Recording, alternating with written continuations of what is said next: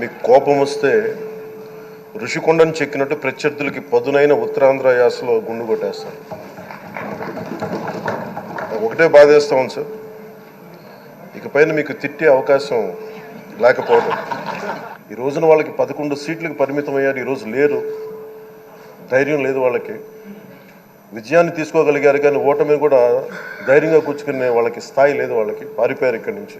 ఈ 5 ఏళ్ల ప్రజా ప్రస్థానంలో ఈ విలువైన 5 ఏళ్ళు రాబోయే తరానికి గొప్ప భవిష్యత్తునిచ్చేలా, అన్నం పెట్టే రైతుకి, కౌలు చేసుకునే రైతుకి, రైతు కూలీకి అండగా ఉండేలా, మహిళలకి భద్రతతో పాటు ఉన్నత స్థాయికి ఎదిగేలా, ప్రభుత్వ ఉద్యోగులకి భద్రత కల్పించేలా, పశువు పక్షి ప్రకృతి సర్వజనులందరికీ కూడా మతాలకి ప్రాంతాలకి అతీతంగా సుభిక్షంగా అభివృద్ధి పదంలో ఆంధ్రప్రదేశ్ ఆంధ్ర రాజ్యం అద్భుతమైన